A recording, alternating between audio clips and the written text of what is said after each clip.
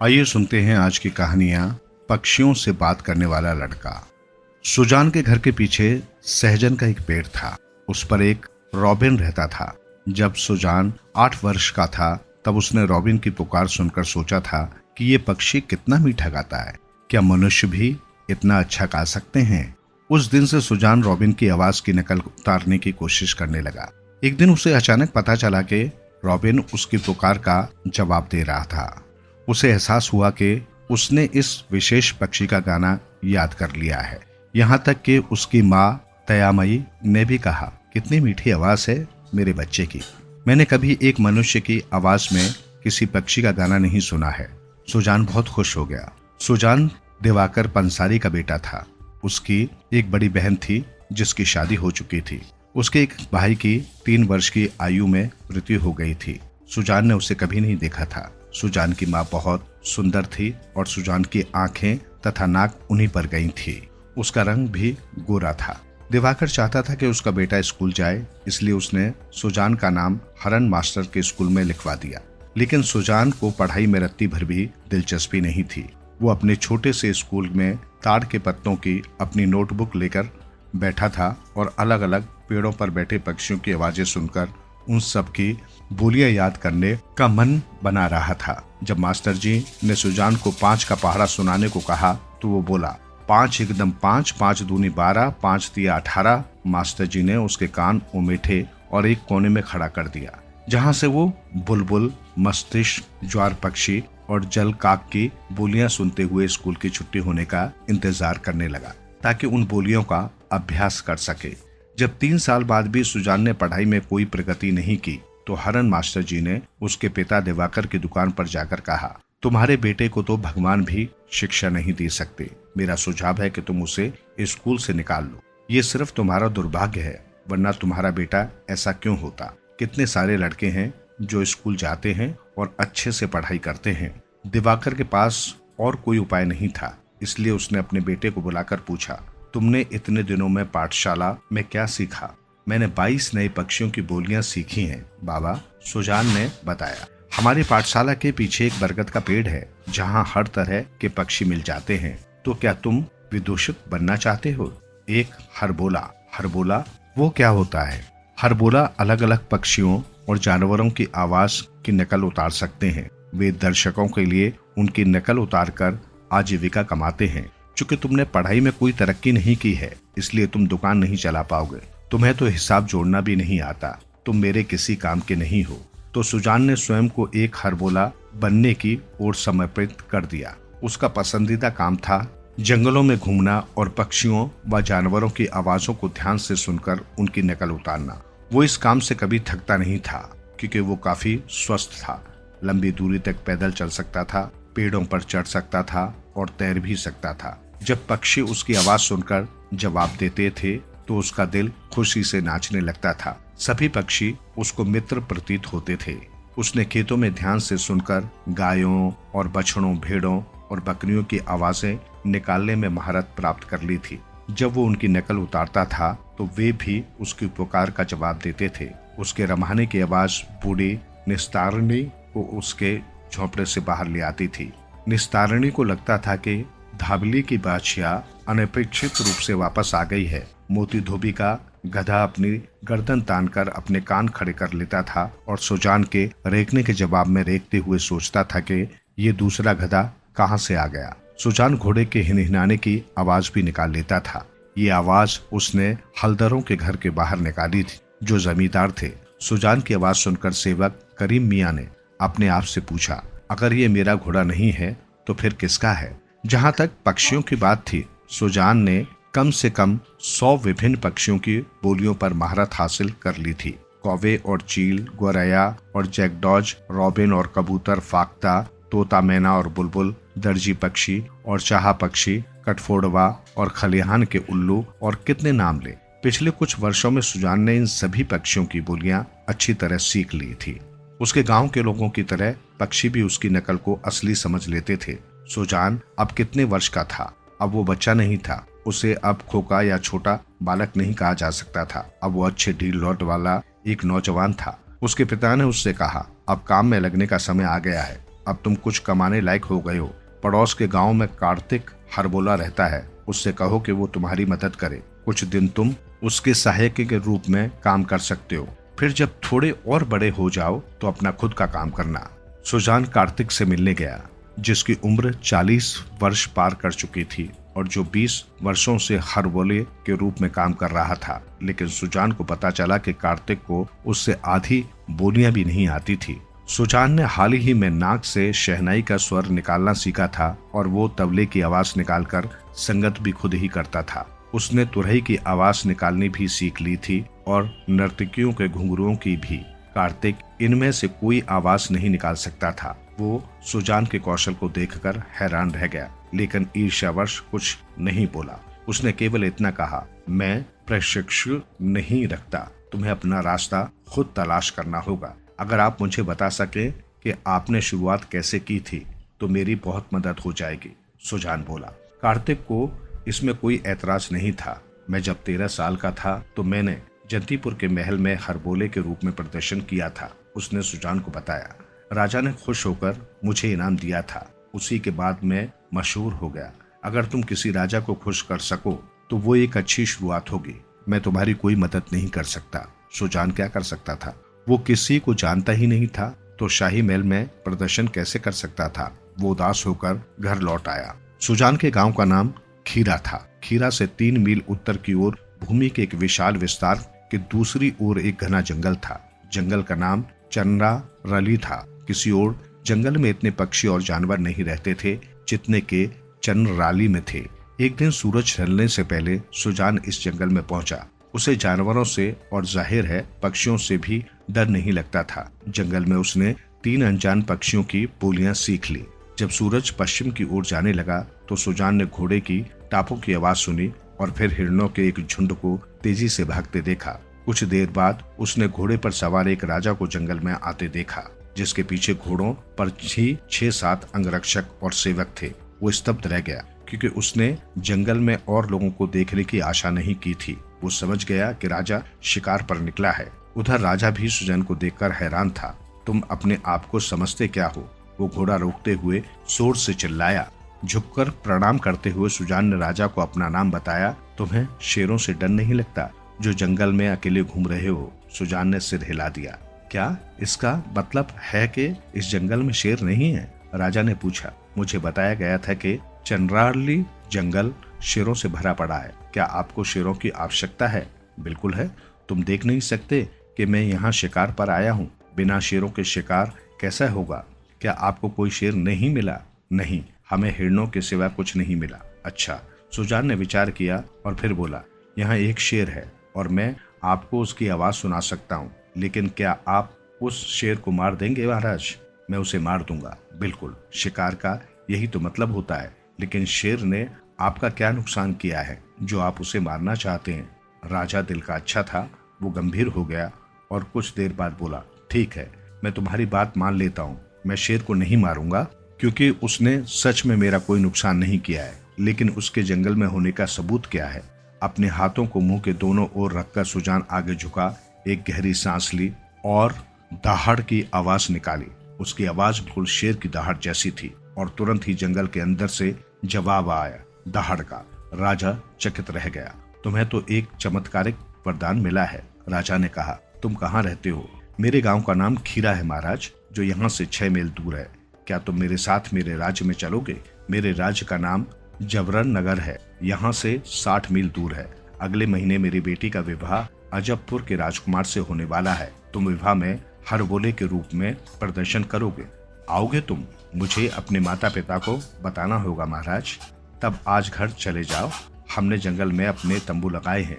हम रात यहाँ बिताएंगे और सुबह वापस जाएंगे। तुम्हें सुबह जल्दी ही यहाँ आना होगा।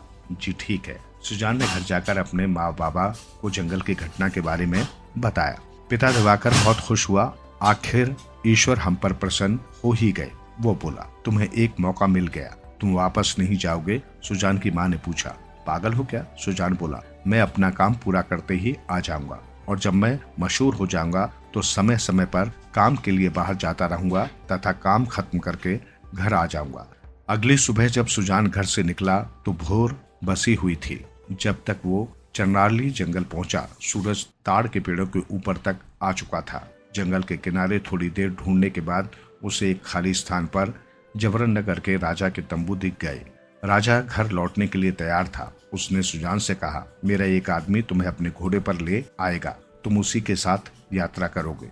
सुजान को पहले कुछ स्वादिष्ट मिठाइयाँ और फल चखने का मौका देकर राजा अपने दल के साथ जबरन नगर के लिए रवाना हो गया।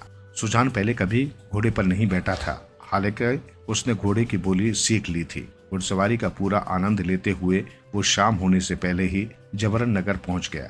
सुजान ने कभी ऐसा अद्भुत शहर नहीं देखा था, जहां इतने सारे पेड़, घर, तालाब और बागीचे, दुकानें और बाजार थे। लेकिन फिर उसका ध्यान एक बात पर गया जिसने उसे बहुत हैरान कर दिया। उसने राजा से पूछा, जब यहाँ इतने सारे पेड़ और बगीचे हैं तो मुझे पक्षियों के गाने की आवाज क्यों नहीं आ रही है? एक गहरी सांस लेकर राजा ने जवाब दिया, मैं तुम्हें बता भी नहीं सकता कि ये बात मुझे कितना दुखी करती है। तुम्हें दूर वो पहाड़ दिखाई दे रहा है, उसका नाम आकाशी है। 5 वर्षों से एक राक्षस यहाँ दानव या कोई जानवर एक गुफा में रहता है। वो पक्षियों के सिवा कुछ नहीं खाता। मैं नहीं जानता वो कौन सा जादू करता है, लेकिन पक्षियों के झुंड अपनी मर्जी से उड़कर उसकी गुफा के अंदर जाते हैं और वो दानव उन्हें हड़प लेता है। अब इस शहर में कोई पक्षी नहीं बचा है सिवा एक शुक के, जो महल में मेरी बेटी के कमरे में रखे एक पिंजरे में बंद है। लेकिन भोजन समाप्त हो जाने पर दानव जीवित कैसे रहेगा? तुम्हें लगता है मेरा राज्य उसके भोजन का एकमात्र स्रोत है? पहाड़ के उत्तर में अजबपुर है, दक्षिण में गोपालगढ़ है। पक्षियों की कोई कमी नहीं है। क्या कभी किसी ने इस दानव को देखा है? नहीं, वो गुफा से बाहर नहीं निकलता। मैंने खुद भी गुफा के द्वार के बाहर तीर धनुष लेकर प्रतीक्षा की। मेरे साथ 50 सशस्त्र सैनिक थे, लेकिन हमें वो दिखाई नहीं दिया। गुफा बहुत गहरी है। मैं मशाल लेकर गुफा में कुछ दूर गया, लेकिन वहां कहीं वो नजर नहीं आया। सुजान ने कभी ऐसी अजीब बात नहीं सुनी थी। क्या सच में ऐसा कोई दानव हो सकता है जो सिर्फ पक्षी खाता है? और कितनी विचित्र बात है कि उसे कोई हरा नहीं पाया। राजा का दल बल अब तक महल में पहुंच चुका था। राजा ने कहा, तुम भूतल पर एक कमरे में रहोगे। कल सुबह तुम मेरी बेटी के लिए पक्षियों और जानवरों की बोलियों का प्रदर्शन करोगे। उसका नाम श्रीमती है। पूरे भारत में उसके जैसी निपुण लड़की दूसरी नहीं है। उसने शस्त्र, व्याकरण, इतिहास और गणित पढ़ा है। वो हर देश की परिकथाएं और किंवदंतियां जानती है, यहाँ तक कि वो रामायण और महाभारत भी जानती है। वो जीवन भर महल के अंदर ही रही है, क्योंकि मैंने सूरज की किरणों को उसका स्पर्श नहीं करने दिया, इसलिए उसके जैसा गोरा रंग और किसी का नहीं है। सुजान चकित हो गया। एक लड़की इतनी शिक्षित और यहाँ मैं हूँ अज्ञानता का भंडार। मैं तो इस राजकुमारी से बात भी नहीं कर पाऊंगा। क्या यही वो राजकुमारी है जिसका विवाह होने वाला है? उसने राजा से पूछा। हाँ, यही है वो। इसका विवाह अजबपुर के राजकुमार से होगा, जो स्वयं भी काफी शिक्षित है। सूरत और सीरत दोनों में ही एक से एक उत्तम है। राजा के सेवकों में से एक ने सुजान को महल में उसका कमरा दिखा दिया। आज तुम आराम कर सकते हो, राजा ने कहा। ये लोग कल तुमको मेरे पास ले आएंगे, तब हम तुम्हारे कौशल की परीक्षा लेंगे। 1 मिनट रुकिए महाराज। सुजान स्वयं को पक्षी खाने वाले दानव की बात करने से नहीं रोक पाया। क्या बात है? आकाशी पर्वत कितनी दूर है? 8 मील। क्यों? ऐसे ही पूछ रहा हूँ। जब सुजान ने अपना कमरा देखा तो वो समझ गया कि राजा उससे प्रसन्न है। वो एक बड़ा सा सुंदर कमरा था, जिसमें लकड़ी और हाथी दांत की अन्य वस्तुओं के अलावा एक खूबसूरत सा बिस्तर था। बिस्तर पर जो बतख के पैरों का तकिया रखा था, वैसा मुलायम तकिया इस्तेमाल करना तो दूर, सुजान ने कभी देखा भी नहीं था। रात को उसे जो भोजन परोसा गया वो ऐसा था जैसा उसने कभी नहीं चखा था। कितने सारे व्यंजन थे और सब कितने स्वादिष्ट, कितने खुशबूदार। 5 तरह की तो सिर्फ मिठाइयां ही थी। वो इतना सारा कैसे खा सकता था? पेट भर भोजन कर लेने के बाद सुजान विचार करने लगा। उसके मन में बार बार उस दानव का ख्याल आ रहा था। पक्षी कितने सुंदर होते हैं, कोई दानव उन्हें खा कैसे सकता है? उसका पेट इतना बड़ा है कि उसने शहर के सारे पक्षी खा डाले। अगर उसकी गुफा में जाया जाए तो सुजान को अभी नींद नहीं आ रही थी। आसपास में पूरा चांद निकला हुआ था। वो पर्वत का रास्ता तो जानता ही था, बस गुफा खोजने की बात थी। सुजान बिस्तर पर से उठा, मन में एक प्रार्थना बुदबुदाई और बाहर निकल गया। चूंकि अब तक सब लोग उसे जान गए थे, इसलिए किसी ने उससे कोई सवाल नहीं पूछा। चंद्रमा की चमकती रोशनी में सुजान सीधे पर्वत के आधार की ओर चल पड़ा। कहीं कोई दिखाई नहीं दे रहा था। शायद रात में निकलने वाले उल्लुओं को भी दानव ने अपना भोजन बना लिया था। पर्वत के आधार की दिशा में चलते चलते जब सुजान उसके उत्तर की ओर पहुंचा तो उसे पर्वत पर करीब 30 या 40 गज की ऊंचाई पर एक अंधेरी गुफा दिखाई दी। ये अवश्य दानव की गुफा होगी। चूंकि चंद्रमा पर्वत की दूसरी ओर था, इसलिए गुफा के अंदर घुप अंधेरा था। सुजान के दिल में क्रोध के कारण एक असामान्य सा साहस उत्पन्न हो गया था। पक्षी उसके मित्र थे और ये दानव उन्हें खा रहा था, इसलिए सुजान क्रोधित था। सुजान ने अंधेरी गुफा में प्रवेश किया, लेकिन उसने मुश्किल से 10 कदम आगे बढ़ाए होंगे कि उसे वे 10 कदम तीर की तेजी से पीछे हटाने पड़े। उसने एक भयानक गर्जना सुनी। कोई जानवर इतनी डरावनी गर्जना नहीं निकाल सकता था। ये एक दानव था। दानव ने सुजान को देख लिया था और उसने जो देखा उसे अच्छा नहीं लगा था। इस घटना के बाद सुजान ने महल में अपने कमरे में लौटने में बिल्कुल देर नहीं लगाई। अगली सुबह महल का एक कर्मचारी उसे राजा से मिलाने ले गया। महाराज अभी अपने दरबार में नहीं आए थे। राज्य के मामलों को देखने से पहले वे अपनी बेटी को सुजान द्वारा निकाली पक्षियों और जानवरों की बोलियां सुनाने वाले थे। सुजान ने महसूस किया कि राजा का अपनी बेटी के साथ कितना मजबूत बंधन है। राजकुमारी श्रीमती पिछली रात ही सुजान के बारे में सुन चुकी थी। कैसे उसने शेर की दहाड़ की नकल उतारकर साबित किया था कि शेर सच में उस जंगल में रहता है। उसने अपने जीवन में बिल्ली के अलावा किसी पक्षी की आवाज नहीं सुनी थी। यहाँ तक कि 5 वर्ष पहले जब राज्य में पक्षी थे, तब भी उसने उनमें से किसी को गाते हुए नहीं सुना था, सिवाय अपने सुख के। वो उसके गीत कैसे सुन सकती थी जब वो कभी अपने कमरे से बाहर ही नहीं निकली थी। सूरज की किरणों को उसे छूने की इजाजत नहीं थी। उसने सूरज नहीं देखा था, कभी अपनी आंखों से प्रकृति को नहीं देखा था। ये सच था कि उसने पुस्तकों से बहुत कुछ सीखा था, लेकिन पुस्तकें आपको कितना सिखा सकती हैं। पुस्तकें पढ़ना अपनी स्वयं की आंखों से देखने या अपने स्वयं के कानों से सुनने जैसा नहीं होता है ना। श्रीमती बंगाल के प्रत्येक पक्षी का नाम जानती थी, लेकिन उसने कभी उसकी आवाज या उनके गीत नहीं सुने थे। जब सुजान भीतरी कक्ष के गलियारे में पहुंचा तो श्रीमती अपने कक्ष से निकलकर दूसरे कक्ष में आ गई थी। इस कक्ष में एक खुली खिड़की थी ताकि गलियारे में बजाए जाने वाले संगीत को कक्ष में सुना जा सके। सुजान को हरबोले के रूप में अपने कौशल का प्रदर्शन गलियारे में करना था। जैसे ही घड़ी में 8 बजे राजा ने सुजान से कहा, तुम किसका इंतजार कर रहे हो? मेरी बेटी वहां बैठी हुई है, वो तुम्हें सुन सकती है। चूंकि उस समय बसंत का समय था, सुजान ने बुलबुल और रॉबिन की बोलियों से शुरुआत की।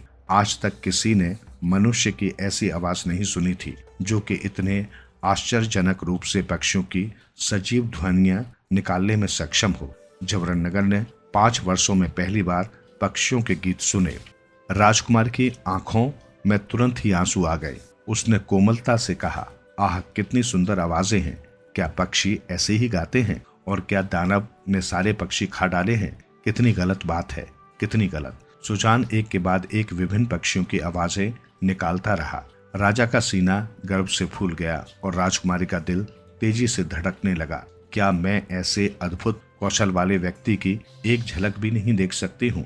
कमरे के बाहर खूबसूरत कपड़ों से ढका एक बरामदा था। उसे एक ओर से हटाने से नीचे गलियारे का दृश्य देखा जा सकता था।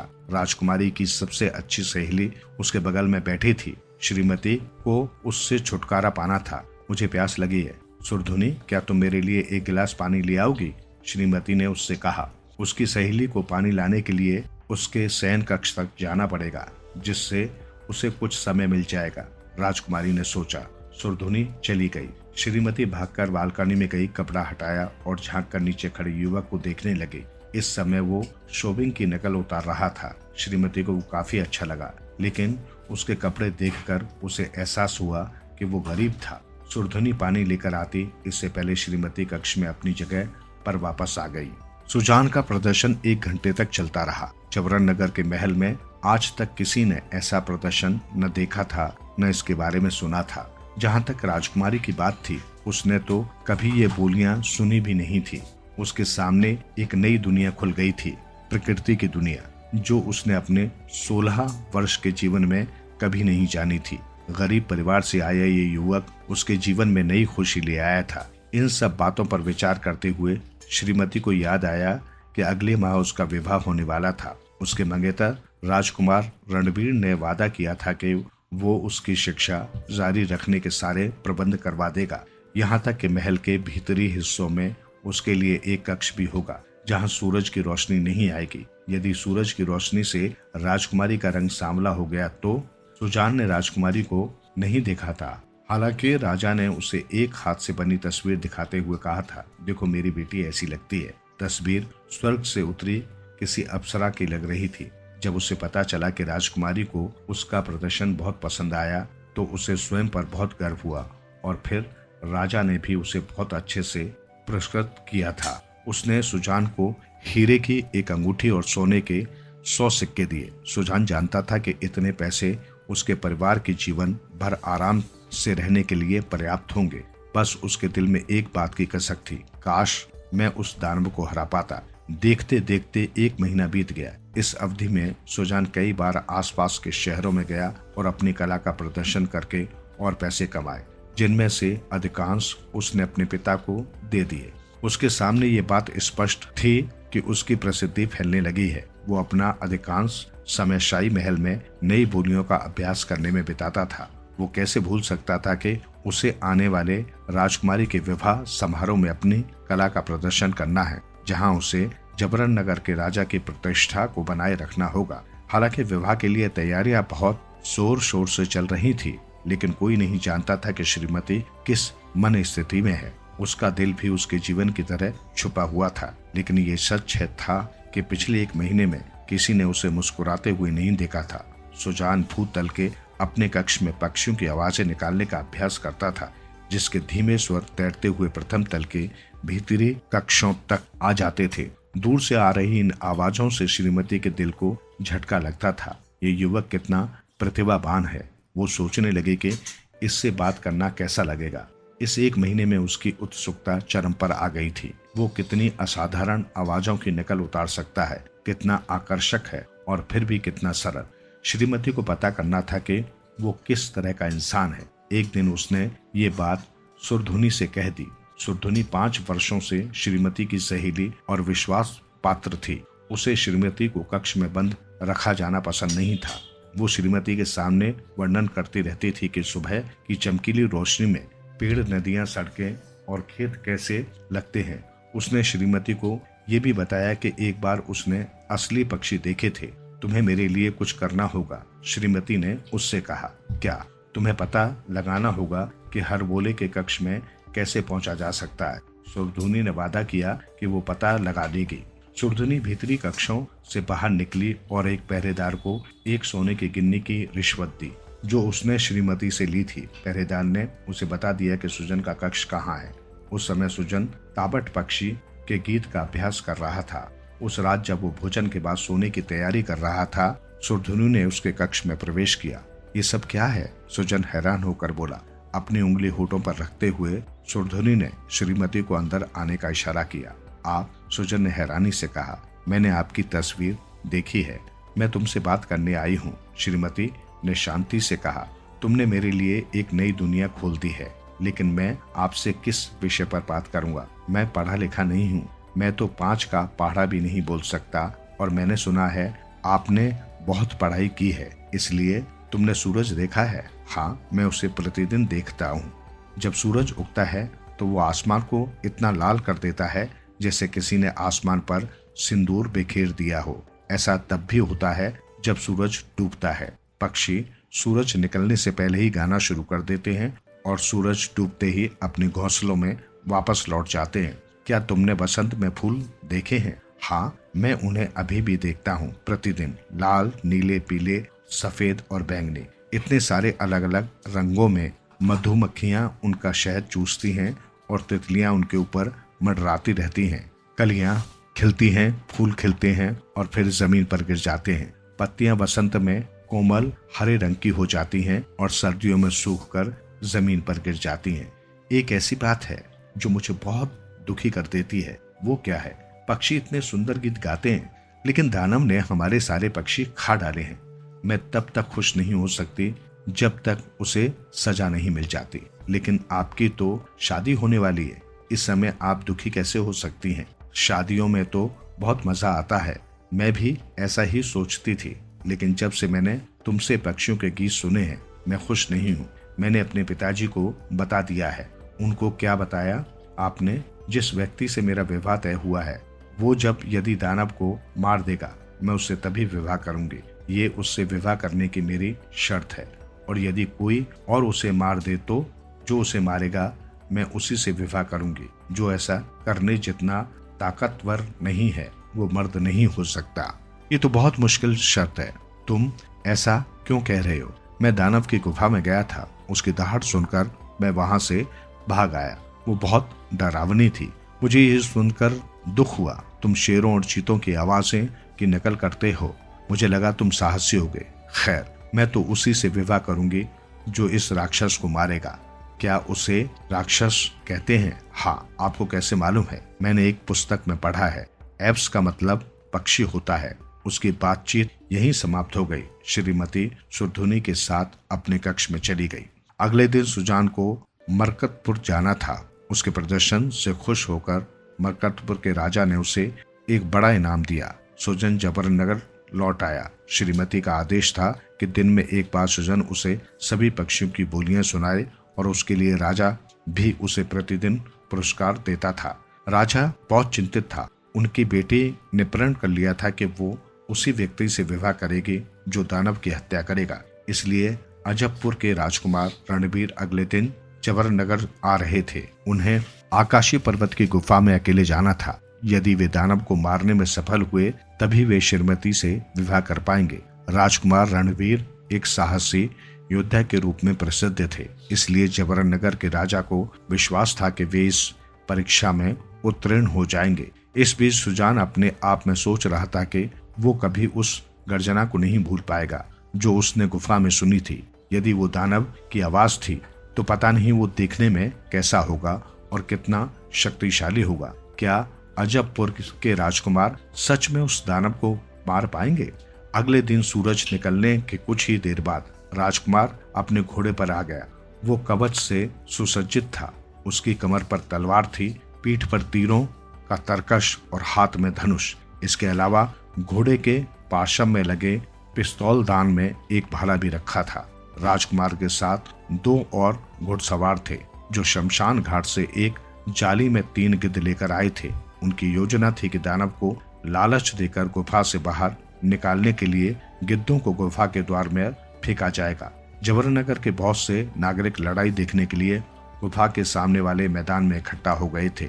हालांकि जबरनगर के राजा स्वयं वहां उपस्थित नहीं थे, लेकिन परिणाम जानने के लिए उन्होंने एक दूत को भेज दिया था। राजकुमार रणवीर अब तैयार थे। उनके साथियों ने गिद्धों को, जो अभी भी जाल में थे, गुफा के बाहर मैदान में फेंक दिया और तुरही बजाकर अपनी उपस्थिति की घोषणा कर दी।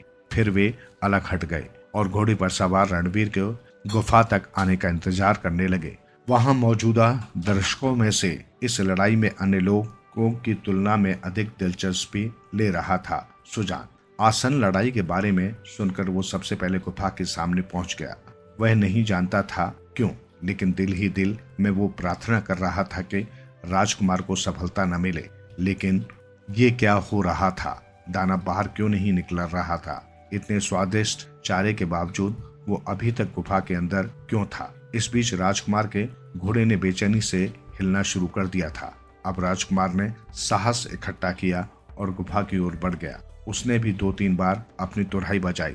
अगले ही पल सबका खून जम गया। एक भयंकर गर्जना हुई, जिसे सुनकर राजकुमार का घोड़ा अपनी अगली टांगे हवा में उठाकर पीछे की ओर खिसका, अपने सवार को जमीन पर पटका और दूसरी दिशा में भाग गया। विवश राजकुमार को उसके पीछे भागना पड़ा। स्पष्ट था कि उसने दानव से हार स्वीकार कर ली थी। वो इतना साहसी नहीं था कि इतनी भयानक गर्जना वाले दानव के साथ युद्ध कर सके। गुफा के आसपास से इकट्ठा लोग भी तितर बितर होकर भाग गए। उनमें से सिर्फ एक लड़का सुजान कुछ देर गंभीरता से सोचता रहा और फिर नपे तुले कदमों से लौट गया। रणवीर के बाद 7 और राज्यों के राजकुमारों ने राक्षस को मारने का प्रयास किया, लेकिन उसकी आवाज सुनते ही वे अपनी जान बचाकर भाग गए। इसी के साथ राजकुमारी का विवाह टलता जा रहा था और राजा के माथे पर चिंता की लकीरें गहरी होती जा रही थी। 8 राजकुमारों की दयनीय स्थिति देखने के लिए सुजान गुफा के सामने मौजूद था। उसने देखा था कि दानव की गर्जना ने सिर्फ घोड़ों में नहीं बल्कि उनके सवारों के अंदर भी आतंक पैदा कर दिया था।